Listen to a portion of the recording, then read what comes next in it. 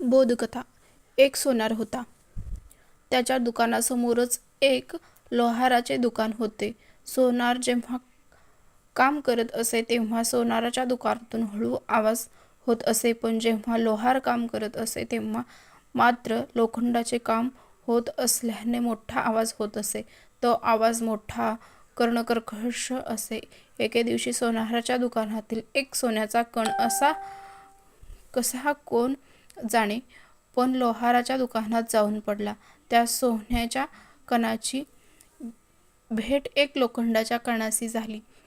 खूप दिवसाची ओळख असल्यामुळे तो एकमेकांशी बोलू लागले. सोन्याच्या कणाचे लोखंडाच्या कणाला म्हटलं, दादा, आपले दुःख तर खरे एक समान आहेत. दोघांनाही आगीत तापवले जातात आणि हातोड्याने ठोकले जातात.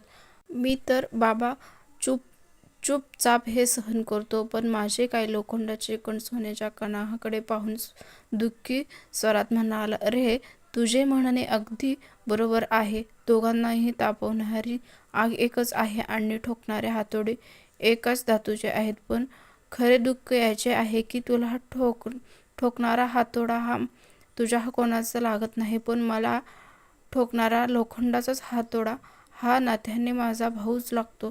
दुसऱ्यांनी दिलेल्या दुःखापेक्षा आपल्या माणसाने दिलेले त्रास हा अगदी हृदयात वाहार करून जातो.